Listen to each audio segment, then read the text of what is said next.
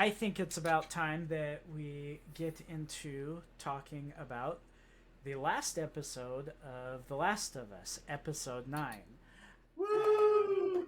This is This our is the seventh. finale. This is our seventh episode since we kind of put everything together. So I kind of wanted to go a little different at this. Normally we kind of almost go through the whole show bit by bit, like that type of thing. Walk through, and it's just kind of like, okay, well, hopefully if everybody's here, they've already talked it through. So I kind of want to take it in bigger chunks, and that might be easier because it's like last time. Well, the Ellie's backstory, I felt like a lot of times, I think you probably felt like, well, we went here and then here and then here and then here, and it's like, well, we don't really need to walk through that. And that's kind of my thought. I think hopefully you're like good with it, but I think one of the things that is really important, and you talked when you sent me a message on Twitter, like, hey, this is what I thought, that opening scene. Yeah. Now I'm Ashley Johnson. Yep. Ellie's mom, running from a zombie, in labor. Yes. And This is getting better. and then everything that goes with that. You find out her connection, even though they hint at it at the very first episode, her connection to Marlene. And there's so many emotions that can go into this for like the characters themselves and that. So just give me your basic thoughts on that opening scene. I don't know, the before credits scene or whatever. Okay. I thought the scene was really cool. At first, I was thinking, okay, this is an interesting way to start that episode because this didn't happen. I don't remember playing The Last of Us, and also we have a pregnant lady running through the woods from an infected. But I'm all here for it. Okay, let's see how they're going to play out this episode, because this is the shortest episode, I think, of the entire season. Oh yeah, it was really short. It's like the exact opposite of what you normally get for a season finale. Sometimes there's two-parters or whatever, or there's just a super long episode. This one's being the shortest. I was okay, this is crazy. But sure, let's go for it. I'm here for it. First off, I want to say that Ashley Johnson did a fabulous job. For those of you that don't know, she is the voice of Ellie in the video games. So I thought that was also really cool. Depending how you want to look at this, I look at this kind of as Ashley giving birth to Ellie, who's played by Bella Ramsey in this TV show. It's kind of like a way of saying, like, I was the mother of Ellie, now you are Ellie. Passing the you are torch. now. Yeah. This was exactly passing the switchblade. Because that's what she gives to Marlene, is the switchblade that Ellie uses, the knife. Yeah, that's really cool. So looked at it a little bit like that. I thought that Ashley did a fabulous job in acting it.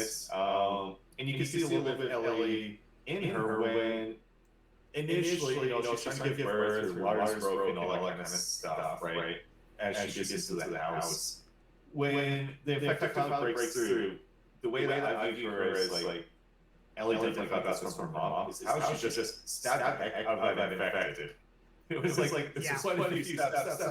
Even when you're giving birth, you were still a fighter. like that's impressive. That's impressive. And as soon as she's done that, and it'd be crazy to happen in real life, but out has already popped up a baby. So it was really quick there. That was like 2 minutes or something like that. A few minutes anyway. If not a couple of seconds, yeah. As far as we know, she didn't take anything to like speed up the process or whatever. So amazing, right?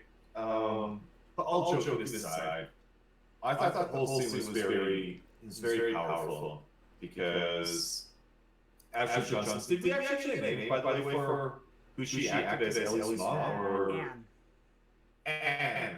Okay. I'll call her Anne, because we only had her for like a couple minutes, right? So with Anne, what I thought was crazy is, Anne got bit as she was fighting off the infected. Really sucks. She uses the knife, cuts the cord and everything like that, right? So let the infection win. It's theoretically, because it gets into the blood and everything, goes right through and gets into the baby, and then the baby could be the first ever infected baby, potentially, right? So yeah, cuts and everything. Of course, we know that Ellie's immune to this, so theoretically, that's kind of like her origin story of why she is. It's not just complete luck of the draw. It was circumstantial luck, I guess. But yeah, the fact that Anne begs Marlene to shoot her so that she doesn't become infected and potentially, I don't know, eat her baby or kill Marlene and the other people that are there. But yeah, Marlene doesn't want to do it. You get the really quick exchange of they've known each other for like forever. They're like complete. The female like broskies, like best friends, pretty much, right? Like we've done this all the time. You need to do this for me. This is my final wish. And even though Marlene was hesitant, she does do it. She definitely does do it. And as far as I could tell, and definitely correct me if I'm wrong, but I guess Marlene raised her as a baby for at least so long until Ellie gets to do that school. I'll fetch her. Yeah, I guess it would be. Yeah, they probably got her to a certain age that the school would take her, because obviously not as an infant. But yeah, that doesn't. So yeah, she probably helped raise her up to the point where she was like, I don't know when they would take 5 years old or something like that. I have no idea. But yeah, to the point where they would take her. Maybe she did it right away. Just said, I'll just drop the baby off, or like, whatever time it took them to get to Boston. Because I don't know if it said exactly where they were at, but they had just escaped a place and they were heading to Boston. Yeah, I could not tell you. I can't remember. They said it in the show where they escaped from, but I can't remember off the top of my head where they escaped from. Okay. Let's see. Yeah.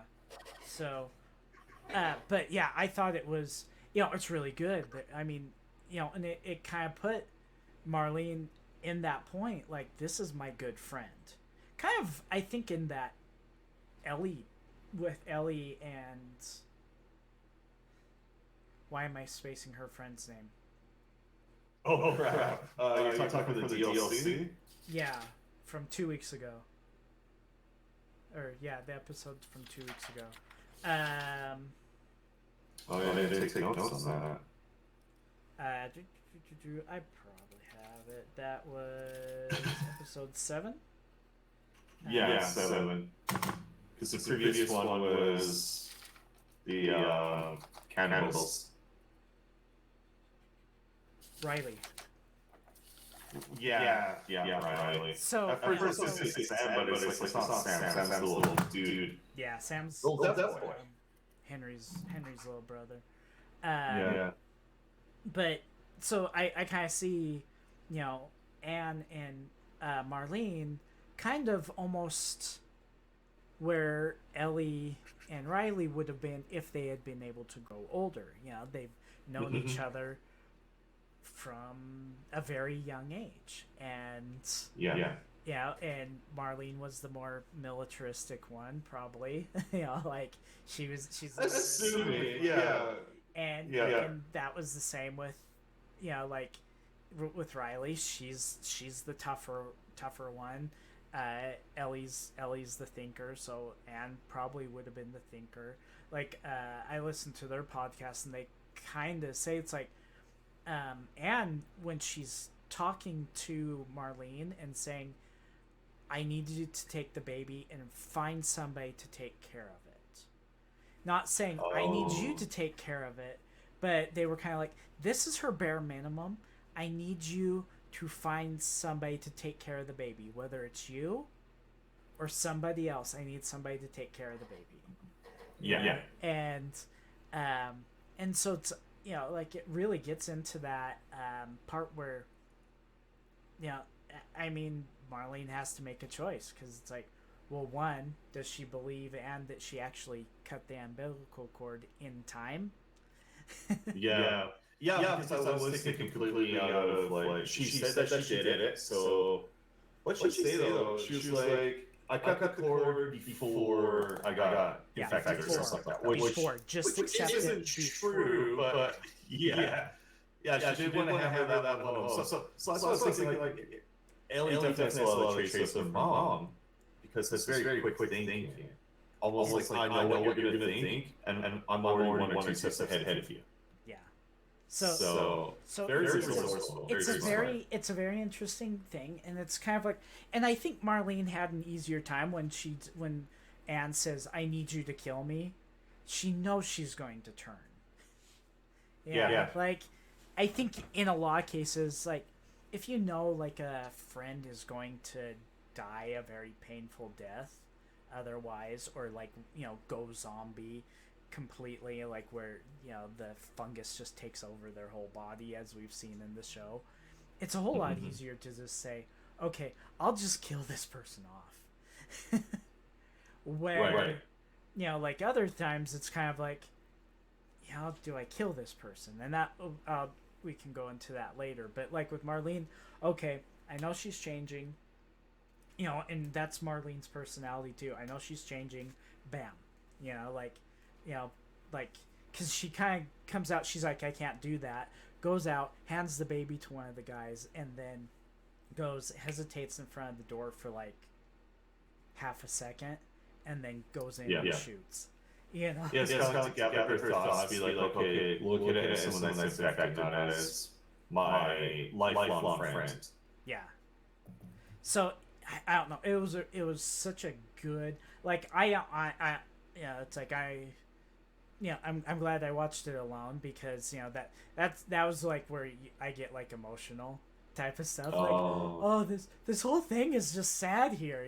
Like, I'm not sitting like bawling or anything like that, but I can feel like my eyes start to tear up or something. Maybe I've become older and much more emotional, but but like that's where like there's times like in the show where I've gotten emotional, and even in the game and show, no matter what, when Sarah dies, and he's just grabbing her, he's like, no, like that, like I get really emotional there. That's I get super emotional. And this, like, in the game I didn't get so much, but last episode, after David and Ellie's interaction, and Ellie kills David and then she comes out, like, I was emotional there. Like, when he calls her baby girl and everything, that was a really that was such a highlight. That was amazing. That was such an amazing thing there. And then this one where she's fighting so hard to get away from that runner, which that, like, I compare like this to like The Walking Dead and most zombie shows. It's like the clickers in this, or not the clickers, the runners and the clickers and everything, they are just far more dangerous than the typical Walking Dead zombie, where it's like, here. Where you can outrun them kind of thing. Yeah. Like, the only way that they're a threat is if there's just thousands of them that surround you. But otherwise, it's like, if it's just one, it's like, dude, it's not that hard. No, these ones, they get you like once or twice, or in the show, it's like they get you once and you're done. Right. The clickers, definitely, if they hit you once, if they grab you, you're done in the game. And that's one thing that I liked, getting into clicker technology or whatever, is they're like, when episode 5, the military guy at the end, when the bloater comes out and he's just shoot at it, and they kind of said, the fungus crusts up over him and almost becomes like a shield. It's like shooting into steel. And so that's where it's like, to kill a clicker, you have to be almost very precise. Yeah. Because their head is just all that fungus, and it's basically created a shell that protects the main system from damage. And so you have to find that little soft spot, and that type of thing, or a knife, where you can go into the side. And so and so it's like, they're so much more dangerous. And so when this runner, she gets into the house, and she's looking around, she gets up into a room, bars the door shut, and it's because they're so crazy or whatever, it's just pounding against that door, comes in, and she drops the dagger at first, and then as she's trying to hold it off, just gush, but otherwise that was pretty good shot though that she did. Yeah, like just she went all David on it. Ellie David. But yeah, it was such an emotional scene, and that's one reason why I was like, I really want to focus on that, because there is so much. There's that emotional time to it. You find out how Ellie's immune and why she's immune. You find out the connection between Elle and Marlene, and Marlene. And then, and so you get this whole story, which I think is a really important backstory that you don't get in the game. And apparently this was written before, and they were going to do a mini story a long time ago. Okay. It just never happened. Right. And so they're like, dude, we're putting this part of the show. I thought, okay, that's sweet. And so anyway, so the next part I think is really kind of in between. So they're almost to Salt Lake, and then just before they get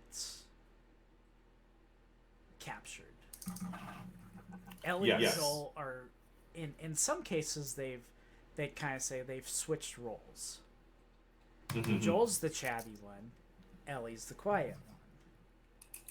Yeah, I made a little note of that, saying like Ellie was like spaced out, basically. Yeah. Where I got the impression that okay, Ellie knows that she may have to be like a sacrificial lamb. I think she's processing that in her head, like how am I actually going to be cured?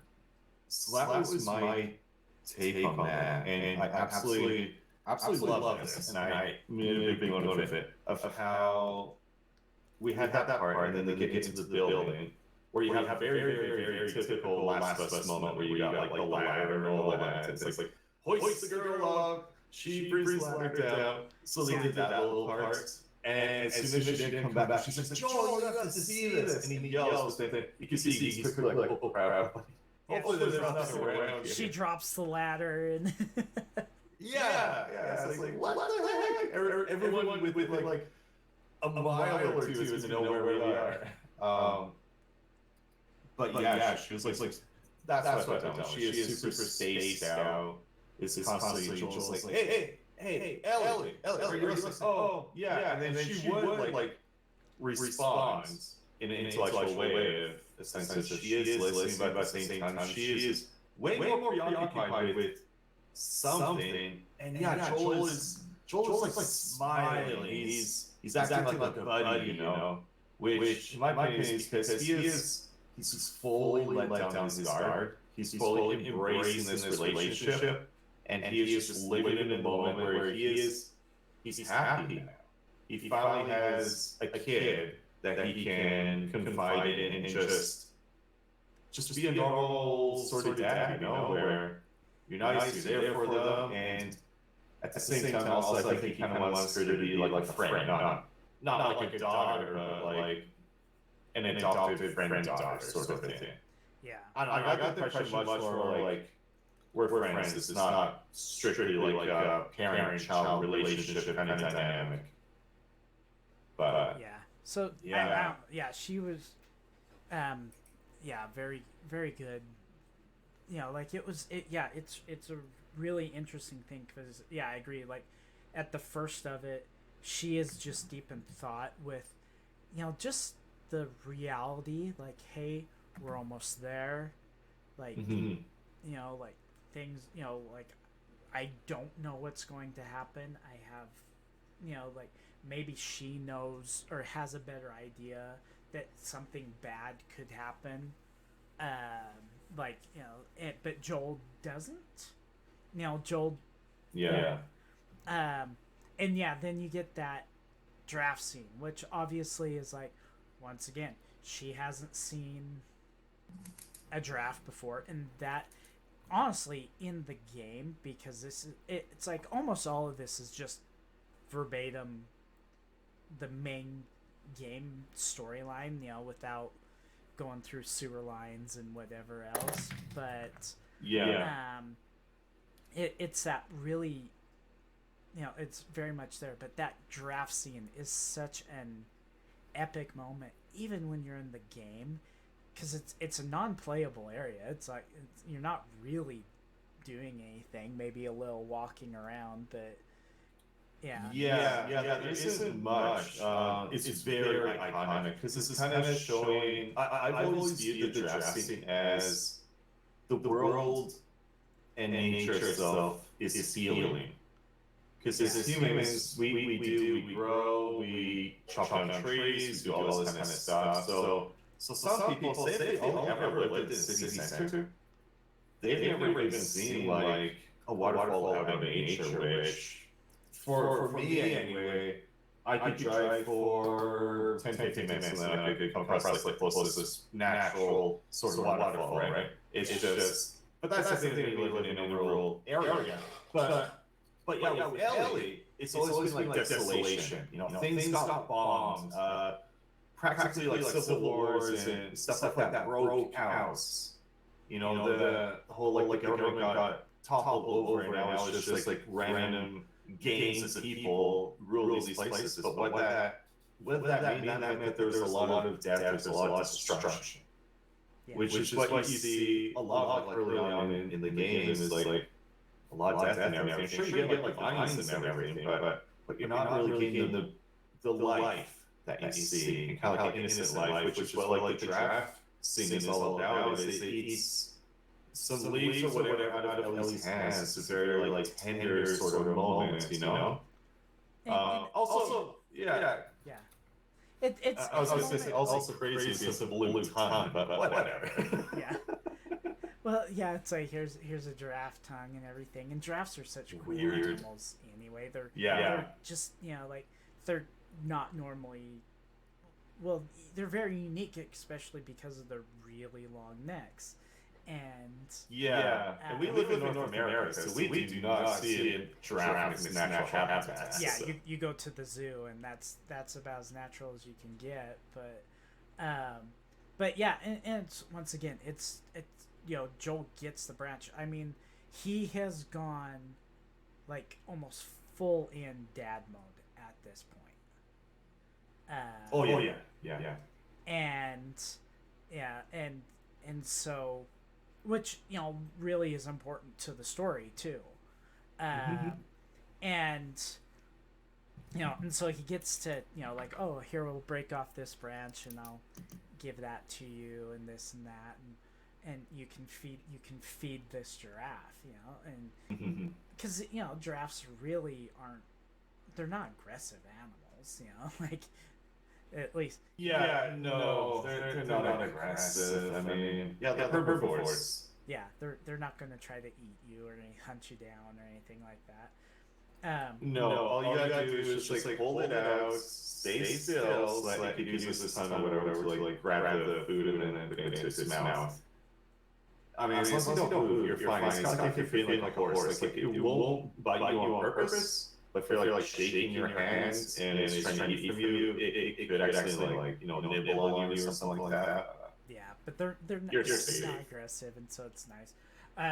So the one thing that I would talk it's at this scene, and it's I'm glad that I don't know if you followed or saw any of Zabricus's, or if you follow Zabricus on Twitter, and she was talking about, like, first she was like, well, they didn't show the Salt Lake Temple, but then somebody pointed out the temple's there, it's just in scaffolding.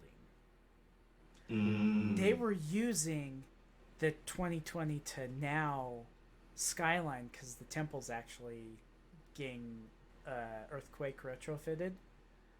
Okay. Because roughly about this time, I don't remember exactly when, in 2020 we had like an earthquake hit, like that was enough for most people to feel, and some of the things in the temple got a little, shaken up and whatnot. And so what they're really doing is, so the whole foundation of the Salt Lake Temple is granite. It's stone. Super expensive. It's stone cut from the mountain that they dragged down to way back in the, before Utah was even a state. They dragged it down to the Salt Lake Valley, and they put the foundation in. They still have the mine up in the mountains. The church actually uses it, I believe, as a vault, but I don't know for sure. But they still pull rock from it and everything up in one of the canyons. But they dragged it all the way there, got it all the way down, and so that's what the foundation of the temple is. It's a very sturdy foundation.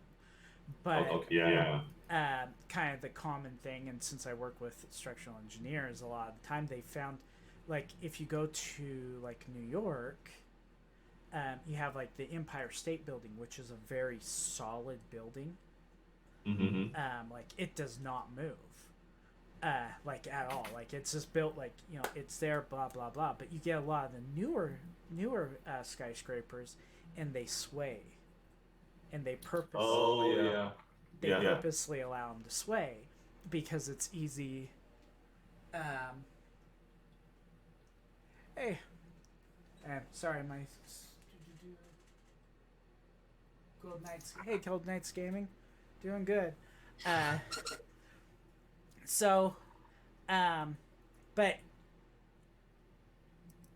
yeah. So anyway, they're what they're doing is they're putting little cushions underneath the foundation to give it a little bit more movement. So if there's an earthquake again, it won't. That will absorb the shock. Okay. Yeah, there's a lot of stuff like that over in, as you probably know, like with California, and even going all the way up to BC where I live. Yeah. That's a natural thing because we got that the plate down there, so we always have like minor earthquakes. But like anything and everything is always like it has to be earthquake proof. Because if not, what a lot of us do is we buy earthquake insurance. Because if anything breaks, like say like foundation house or something, you're covered. Because something could be around for 50 years. Like my house is like about 50 years old. Right? It was built in the 70s. So if a kind of bad earthquake happens, like a 4 or 5 on Richter scale happens, then we're covered. We're okay. It's just going to take a while to build the house because, it most likely wouldn't be just that. But yeah, I get it. Like, you need to have either like special cement or something that allows for movement. If it's a strictly very solid thing, that's okay. But earthquakes is all about like a shifting like this, right? Yeah. And it's also up and down. So if you have that, almost like elasticity to it, you're good. Somebody else is saying they're getting echo off of yours, and I think it's how guest star works. Which, gosh darn it, that's awful. And I wish I knew how to get rid of it. Just throw it away. Let's see. Can I? Gosh, my thing doesn't have anything. I mean, the echo's okay, but at the same time, Is this something where you have the audio turned on guest star, but it's also turned on your Streamlabs OBS? That could create an echo effect. Yeah. So it's on the guest. Gosh darn guest. Yeah. So that's Useless. something they need to work on, I guess. Yeah, there's a sync offset, but I don't know enough about sync offset for the audio because it's just bringing in what your, like yours onto my Streamlabs. So, but yeah. So anyway, so in the game, you actually see the Salt Lake Temple, which it's a really pretty building if you've ever. Like you don't have to go in, but the Salt Lake Temple is a very pretty building. Okay. And, and you see it in the game. You don't walk up to it in the game, but you see it in the background during that giraffe scene in the game. And so then when they go and they have it in there, but like the whole skyline's like modern day, it's kind of like, well, in 2003 when they said this happened, the temple didn't have scaffolding around it. Oh my gosh. It's really... It's not an exact one for one. We're sorry, guys. It's really like within the past 2 years that they've put the scaffolding up because they were retrofitting the temple. And cleaning it up. And so it's just like, come on, we know you can get access to pictures or whatever else to get the Salt Lake Temple in there because they changed other things. They added skyscrapers and some skyscrapers and whatnot that weren't there. And so it's just kind of like, but when you have the temple and scaffolding, it's like,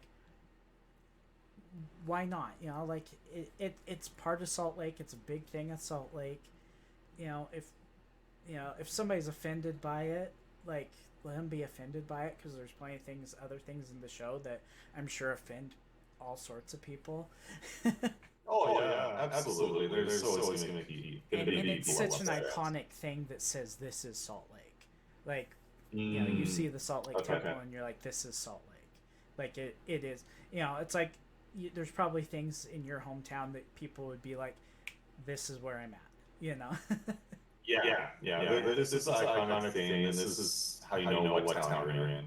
Yeah. Gotcha. Or it came into my mind, like, if you go to, like, Disney World, you go to Epcot, you got the big globe. If you go to Magic Kingdom, it's the castle, And so, thanks, Mudzai. So we got good old Mudzai here. Yeah, it was a great episode. So the Mudzai game. So we go from the mud. Now I got Mudzai. See, now you're in my head.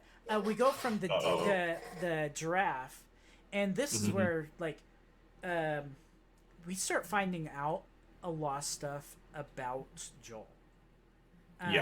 He talks about Sarah a little bit. Obviously, they've been talking a little bit more openly about Sarah.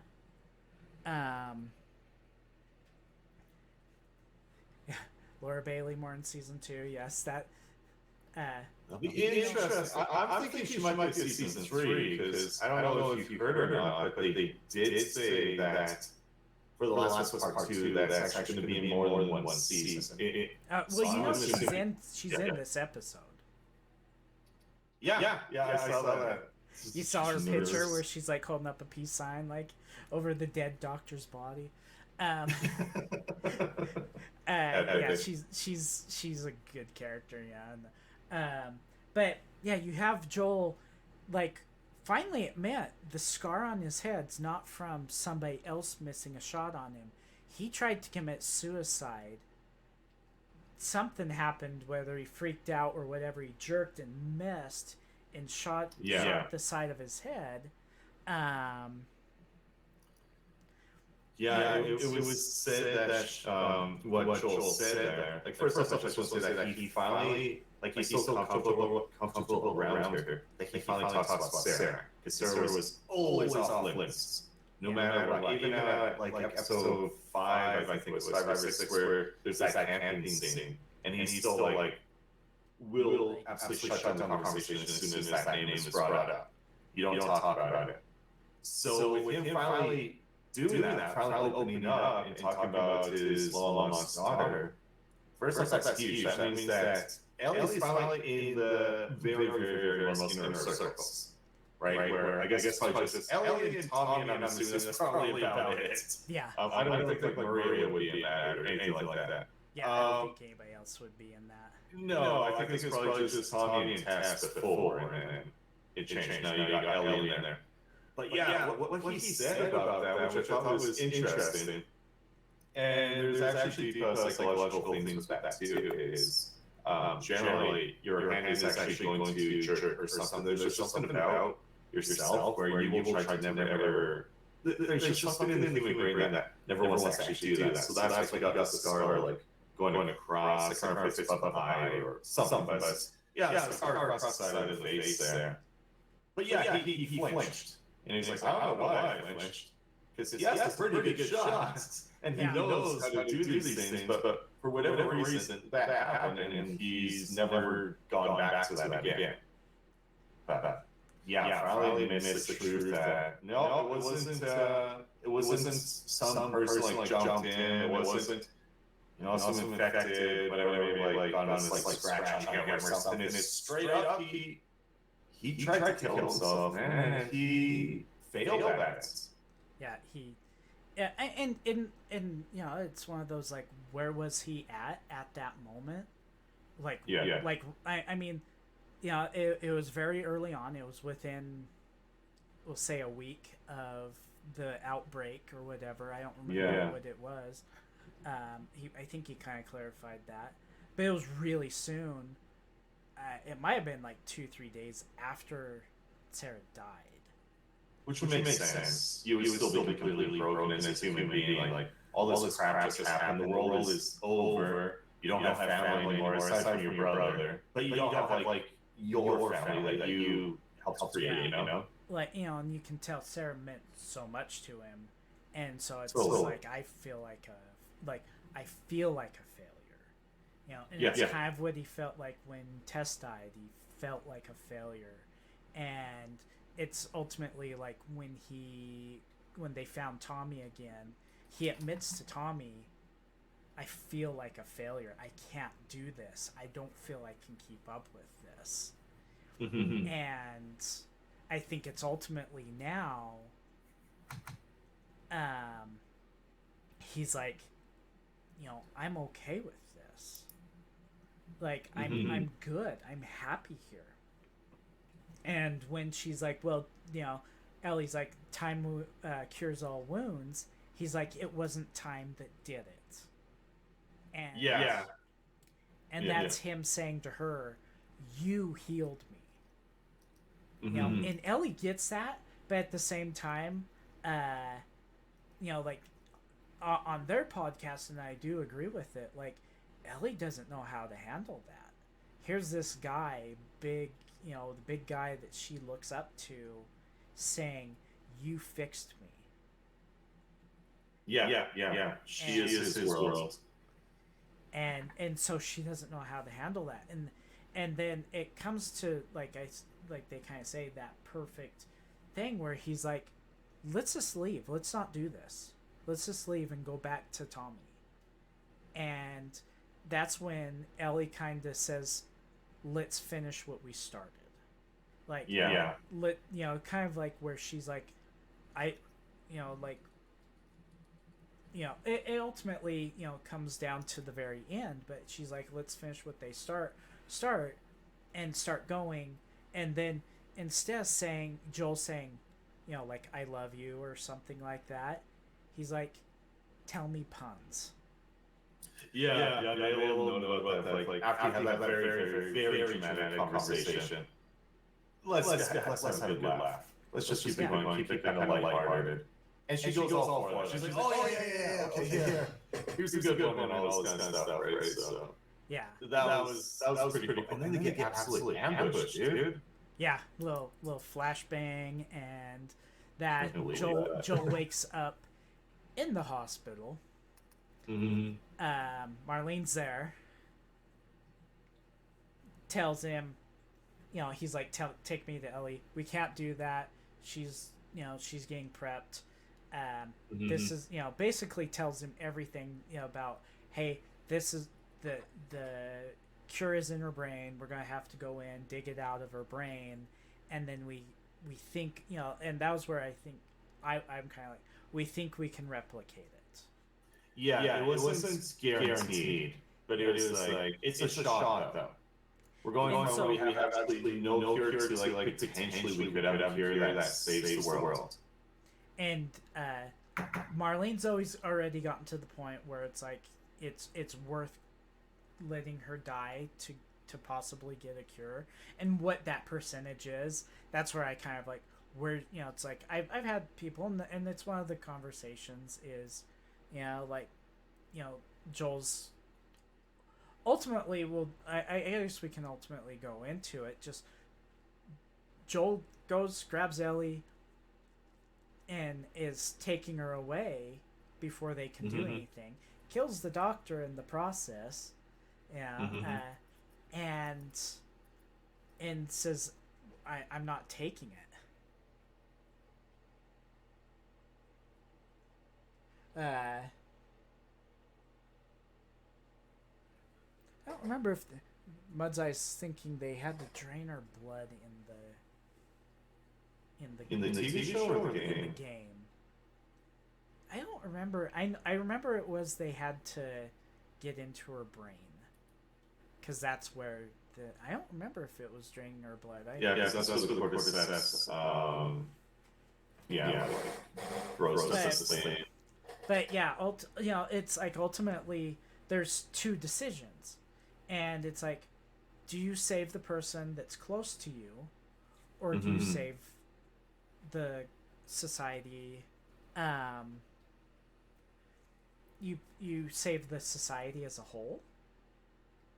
And that's that's the biggest question.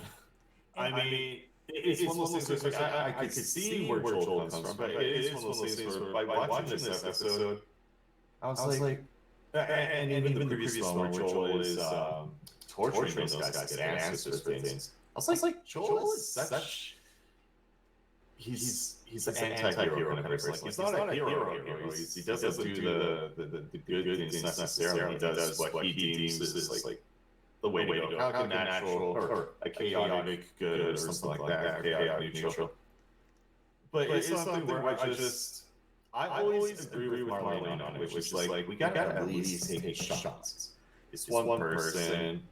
And we're talking like, I don't know how many people are alive in the world at that point, like if it's thousands or still over a million, but yeah, there's something, but what do? Do you save a family member or do you save the world? Yeah, and that's the hard question. Like, you think of somebody, like, who is the most important person in your life? Would you have them killed to save 1 million people? It's tough.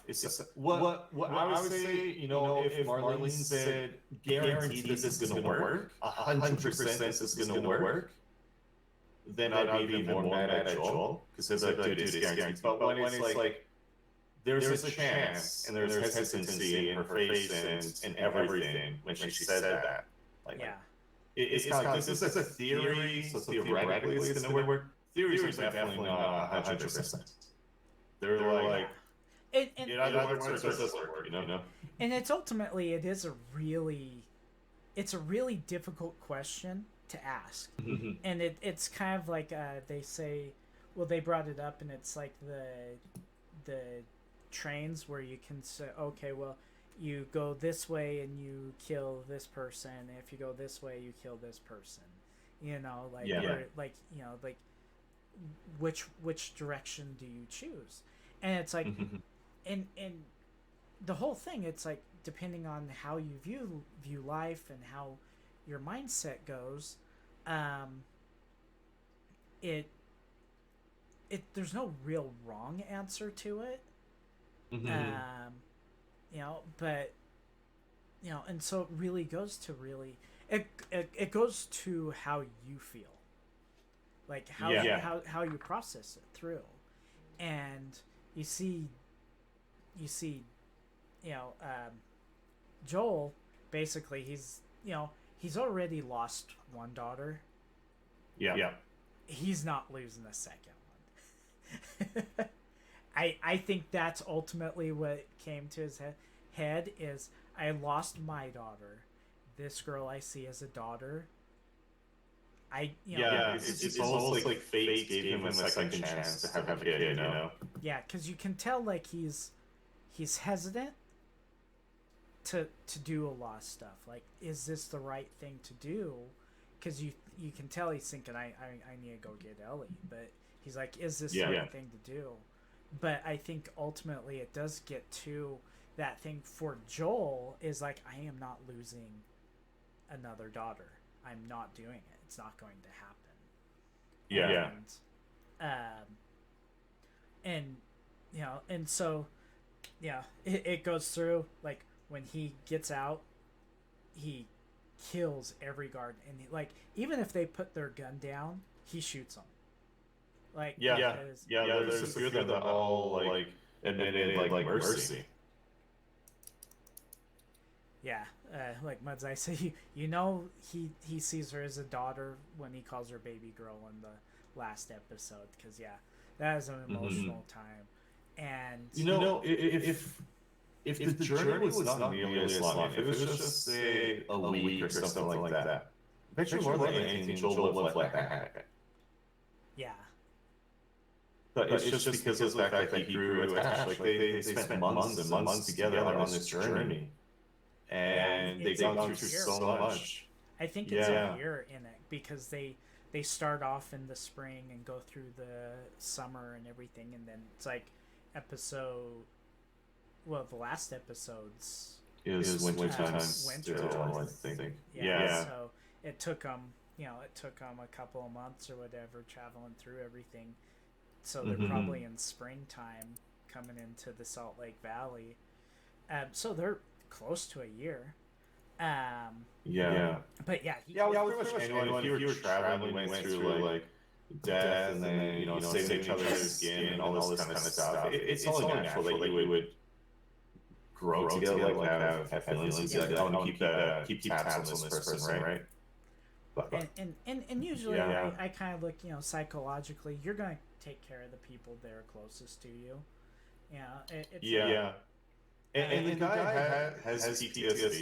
He's most definitely not like any actual counseling or therapy or anything like that to deal with all his emotional baggage.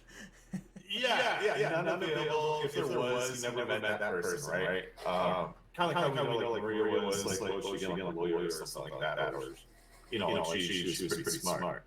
There's a doctor that's still alive, well, definitely one less at the end of this episode, but yes, he never dealt with this stuff in a healthy way. He just dealt with stuff the way that he knew how, which was just keep on moving forward. So I thought it was really cool how even the music, like the audio in that part where he goes on, what I refer to as like he goes on a rampage. Everything is kind of quiet. You kind of hear that almost like a white noise kind of thing, which kind of gives you like also the adrenaline is going. You're in a way kind of blacking out, and you're just acting on instinct, which for him is, I have to go save this girl. If I don't, then she's gonna die. So it just blacks everybody, leaves no man behind. No one's injured. Everyone is dead and doing amazing shots on people too. And then gets to the doctor. Doctor says, "I'm not gonna let you do this." Kills him. What was interesting is he does let the nurses live. But he tells them to turn around afterwards, like, unplug her and do all this kind of stuff, right? Yeah. And I thought initially when he said turn around, like he would kill them in the show, but he didn't. Yeah. So that was the only mercy, which I kind of wondered why he was actually merciful to those nurses. Yeah, and I wonder if it's just because he could see him, and they kind of said he could tell that they weren't a threat to him. Where it's like the other guys, it's like the doctor was just in his way and picked up a knife, and so it's he was not in the mood to negotiate with anybody. It was like, I'm not negotiating with you at all. And so when the doctor says, I can't let you take this, and picks up the knife, he's just, boom, you're gone. Like I'm not wasting time. And with the other, have you ever actually let that happen in the game, where you actually let the doctor come at you? No. He actually will attack you, Oh, really? Like, there's this little scene that happens. Yeah, because I played it too, because funny story, so when I first played The Last of Us, it was on the PlayStation 3. Yeah. And there were glitches in the game back then when it first came out, and they had to do patches to fix it. Because what had happened at the end of my game was the environments and everything just disappeared, so all you had was just characters. So it was kind of weird. It definitely were the emotions that I should have had for you, because I was kind of like, what the heck is going on? Like, this is so messed up. But it's still going, and then after the credits roll, after all the seasons played out. But if you actually let the doctor run at you, you'll actually do like a little stabbing thing, and then you'll have to redo it. Oh, really sucks, because that part is so tough, because you have to kill like so many people, you only have so many bullets. Yeah. But so just wanted to put it out there, like, he actually would have tried to. If you're low on health, you actually do die. Yeah, and so here's Joel with that guy, with the doctor coming at him, and he's just like, I'm not hesitating. Boom, gone. The nurses don't pose any threat, and they show that they don't pose any threat. Where every other guy, like they said, it's like, if the guys put down their gun, well, if he's like, okay, well, I'll let you go, and it runs off, they still have the chance to pick up the gun and shoot him in the back, Right. Yeah. And so he's like, okay, well, I'm, like it's very, he's just very focused and not wavering on where he's going to go. Like, this is what I'm doing. There's nothing getting in my way. And he, kills everybody, kills the doctor, which leads to season 2. And like, anybody that hasn't played the second game, that's a good little hint, but it leads to season 2. Your actions have consequences. Also, Laura Bailey kind of leads to season 2 also, but she also plays a lot of roles in the first game too. She's like the news reporter at the first or something like that, because she's really good at doing different voices. Fabulous. Uncharted, she's Nadine. Yeah. So she does voice acting she's really good at it. She's been around for a long time, 20-ish years, I think. At least from like the 360 era. Yeah. So maybe from that too. Yeah. So now it really gets to, it's like it is Joel's ultimate question. He has Marlene come to him. He's holding Ellie, and she's like, we can turn this around. Everything you did, it doesn't matter. Which I thought, it's kind of interesting, and they kind of brought it up. Marlene's used to sending guys off to possible death. She's used to that old, was it unitary? I can't remember what they called it. That person that just, makes those hard decisions that, like, this person dies, 1,000 people live. That's always been her mentality. And I think she's just like weighs balances everything out. And it's why she's a leader of the leader of the Fireflies. And I think like Anne, Ellie's mom, knew that, and that's why she said, I need you to find somebody to take care of my baby, because she knew Marlene didn't necessarily have that motherly Right. She's more like a governor general kind of thing. Like she's good for that, but she's not like emotionally available. Yeah, because that was the one thing that Neil Druckmann said when they were playtesting the game and they got to the end. They said the people that didn't have kids were split 50-50 on do you kill Ellie, do you not kill Ellie. People with kids were almost all you keep Ellie alive. Interesting. So that's why I have that mentality where, like, you know what, I'll probably go through with it and be like, but you gotta save the world. Like, we're thinking of more people. Maybe if you had kids, you'd have a heart. No. I got fur babies, and that's funny because I'll be like, well, you don't mess with animals kind of thing, right? Yeah. Because animals are like sweet and innocent and all that kind of stuff, whereas, yeah. Humans aren't. Well, humans especially. Humans can be flawed. You don't get along with every single human, but I've never came across a cat or a dog that I don't like, you know? So ultimately, like, Joel makes the decision, shoots Marlene in the stomach or whatever. Yeah. Puts her... What I want to say with that is think of how Joel was holding Sarah when this like government official person shows up, and then look at how Joel is holding Ellie when a government official person shows up. It's like the same sort of thing. So in my opinion, he's just looking at it like, but this is an opportunity where he has the gun, and he's not going to let this opportunity pass by. Which is why I think he does what he does. Like I said, it's like a second chance. Yeah, I think he sealed the deal, so he had made up his mind, obviously, when he went and basically slaughtered everybody there to get to Ellie.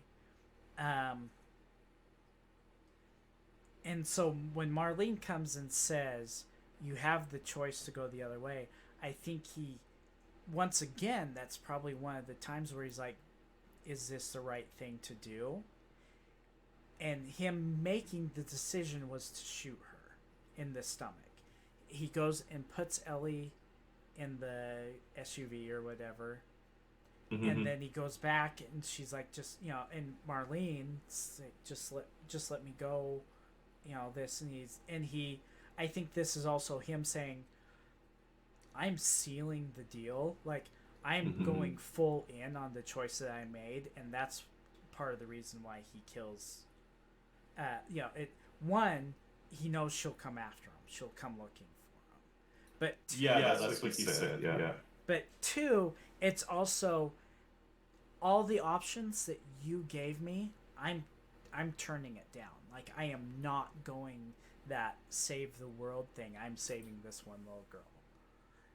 That's his world. Yeah. And so he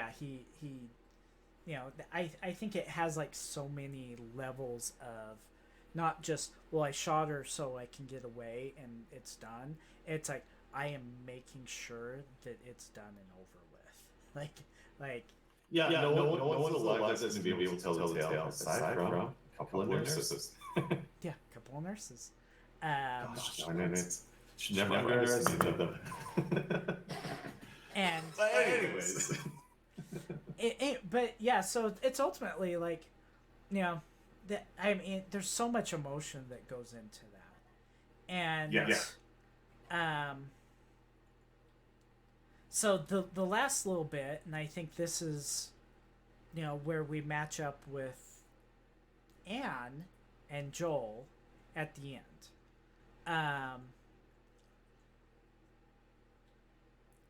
And everything from this point on, Joel's telling Ellie a lie. Yes. Yes. And just like Anne with Marlene says, I cut the cord before. Joel is, you're not special. There's many like you. They can't find the cure. Like that. He absolutely lies about it, and she gives him that opportunity to come clean. It's like, is that the truth? And then he says, "Yep." And she hesitates for quite a while. Then finally just decides, like, fine, okay, I'll go with you. Yeah, Because it really felt like in the show how they portrayed it is Ellie was very hesitant with it at the end of the day. Like, what else is she gonna do? yeah. And might as well believe the guy. Yeah. Yeah. So it really, well, the last like he made he made his choice. Mm-hmm. But it really, his choice leads to a bunch of stuff in the second season. Yeah. And gosh, I don't want to go into the second season for those that haven't played the second game especially that's yeah, don't want to spoil anything for Mud's Eye. Do we have a rough idea when season 2 will be happening? Are we thinking at least a full year from now, or they're writing it right now? So they got so it's quite a ways off, probably. Yeah, they got approved for season 2 because episode 1 did extremely well. It kept getting better as season went on. Yeah, it kept going up and up and up and up, where they broke their streaming records. HBO broke their streaming records with Slopedo, like Game of Thrones, and all that kind of stuff. Yeah, that's saying something. And so, do they move to? Yeah, when will they get a season 2? Yeah, it might be 2 years out. Right. But Mudzai's like at the end of 2024 at the earliest. Yeah, because this is Bella Ramsey working on anything else? Because all I know is Pedro Pascal obviously is doing the Mandalorian. I don't know if that's done yet or not. That's kind of going between like HBO money or Disney money. Like both of them are very, very big. They've already cast. I know they've already said, like, the only reason we'd recast Bella Ramsey is if she said she didn't want to do the show anymore. They're actually recasting. Oh. So, well, they said if she said, I don't want to work with you guys anymore, like, I don't want to do The Last of Us anymore. Other than that, I think they've I don't think they've gone through official contract negotiations or anything like that yet, but I know since they've been approved for season 2, they're going to lock her. They're going to lock her in, regardless. No matter how busy it is, they probably will work around her schedule. But because if you had to redo it, I mean, what are you gonna do, right? Like the only other option you have is maybe like Ashley Johnson, but I don't think Ashley looks. I mean, they could do it. They could make it work. Like, she's not the voice. When I heard the voice, but she's old. She's older now, and she's already played. She is. Yes. Yeah. True. So that ship has kind of sailed. Yeah. So I if you lost her though to something else, I don't think I don't know how season 2 would do. And from what I can tell, like watching interviews that she's done, she really did enjoy filming The Last of Us. And her and Pedro. Yeah, I've seen a couple of those. She seemed really happy. So unless it was, unless something happened in between when they finished filming and now, I think she's probably, I would say she's probably all in, but obviously I don't know her actual mindset, but I think they would have a very hard time moving on to a season 2 if she does not continue. Or if Pedro can't play Joel for the scenes. Yeah, because he's, I mean, really, he's definitely secondary, but he does Oh, I need some water. He does fully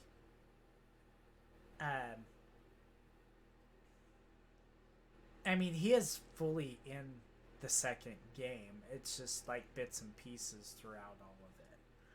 Yeah. You get probably like the first episode you have him, and then he probably show up for like 5 to 10 minutes, whatever, like a flashback sort of thing would be. Yeah, you'd have just little bits everywhere through, but yeah, I think you'd have him very much more of a prime the first episode of season 2, and then he would end up taking more of a back seat. Depending on how they do that, because obviously they're still in like, how do we write this, because they might take the second game and it and you know, if you've played it, you know that the second game easily could be split into one part for season 2 and one part for season 3. Which is what I think they're gonna do. Yeah, because they said it's a much meatier story, which it is. It's a harder story. And this is one thing that where, like I said, like episode or the first game is about love. And all the hard things that come with love, because it's like everybody's like, well, love's about kindness and blah blah blah. Like, no, love's sometimes dirty. You love somebody and you know, like, you might do some horrible things for somebody that you love. And they might not be like wrong horrible, but they might still be horrible. You know, it's like you know, it's like Ellie with David, what she did was horrible. Wasn't wrong horrible, but it was horrible.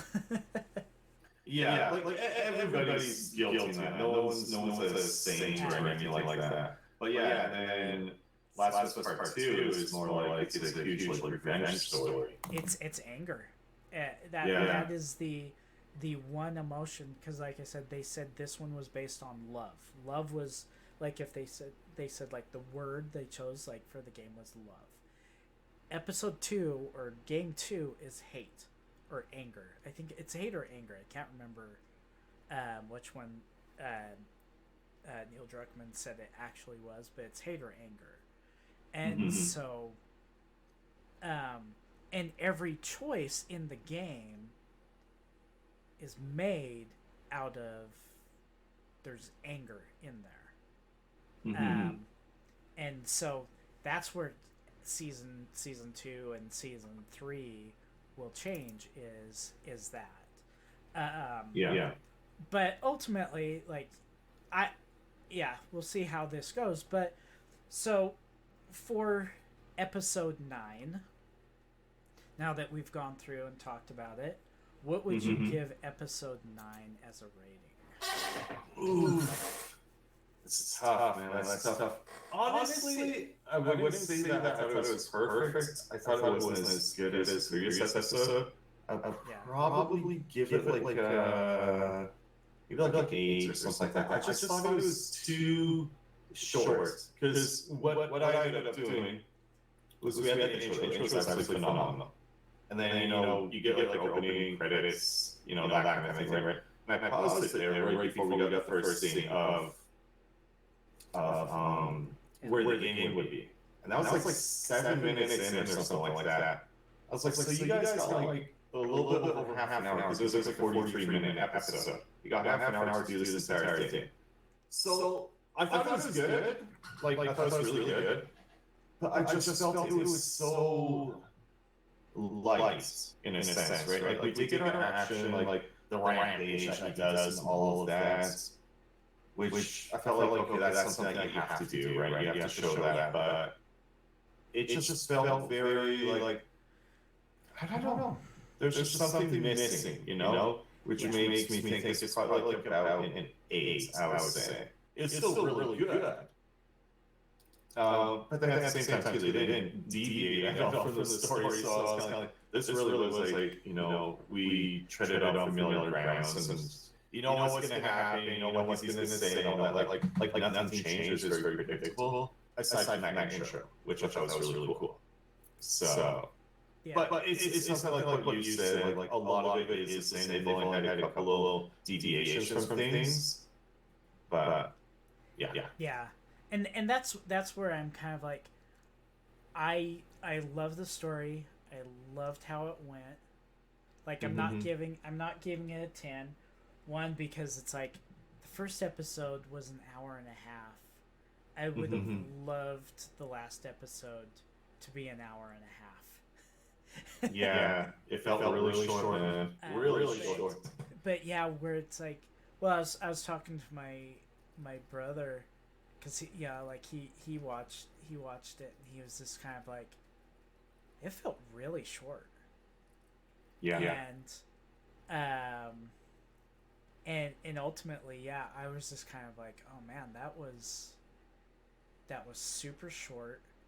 It was good, but I'm like, could they have added something in there to like, I don't know, make things a little bit longer? But it's like, really, what do they do? Because they didn't do a lot of action scenes in the whole show together. It's kind of like the first episode has really the kind of them getting away from everything, and then what's kind of weird too? Is I felt like the first half of the season they expanded on a lot of things. Yeah. And they changed things up. They added a lot.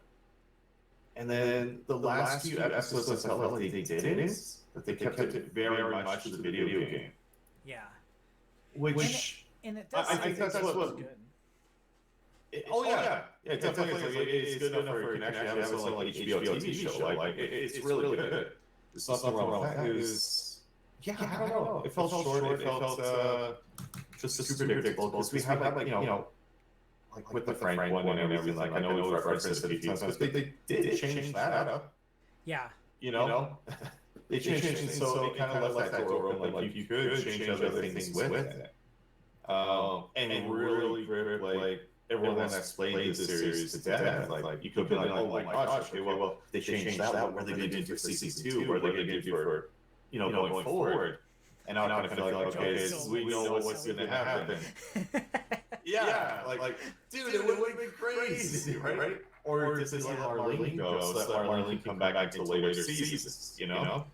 Like there were options, but they kept it all exactly. Or what if Joel said, like, oh no, I decided that I'm going to kill everybody and get you out of there. And they did say you are here, but I don't care. What if he said that? Like I don't know. Yeah, so it's nothing against it. I just thought it was a pretty good episode. They played it really safe, So yeah. Yeah, so that's where I was just kind of like with it. I'm kind of like, I'd put it probably about an 8.5. But even though I want to give it higher, like I enjoyed it, but at the same time it's kind of like, dude, it's the last episode. I needed so much more of a fix to get me through. Yeah. Especially if we're going to wait like 2 to 3 years for the next season. Yeah. Who knows how much older you and I will look.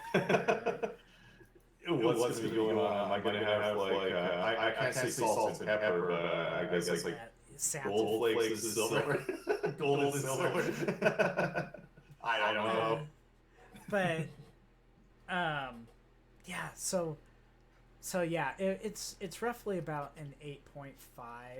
I want to give it a 9, but at the same time, I'm just kind of like, oh man, it wasn't quite as emotional all the way through as like I think the last episode, 8, Mm-hmm. really hit a lot of those emotional things, and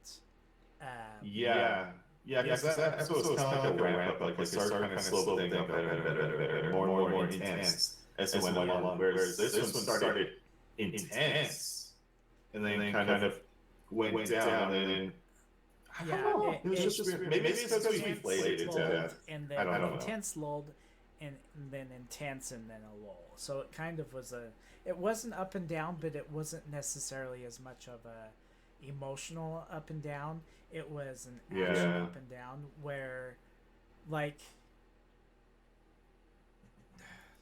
when you see Ellie lay down next to Joel in episode 8, it's such an emotional thing, and this one has the emotional with Joel saying to Ellie, "You're the one that fixed me," basically, like without directly saying "you're the one that fixed me," and and so it's like I love the episode. I love the series. I thought it was extremely good, and for those that have not played the game, it really gives a good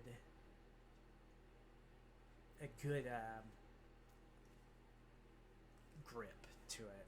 But this is more stuff that we plan, probably now that I'm getting into it, more stuff we plan on talking about next week, when we actually are going to go through and talk about our feelings about the whole series, if you're still up for that, right?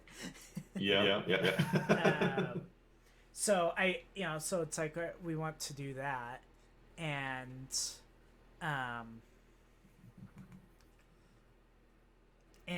but yeah, like I really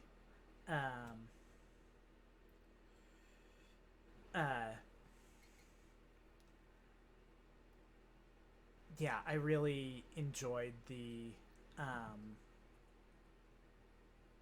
I enjoyed this episode a lot, and like I said, the giraffes was, in the game and in the show was a high, like, but it's an awesome moment. It goes through a lot, and like I said, it goes, or as we talked, it goes through a lot of that emotion that both characters are going through, the change that both characters went through.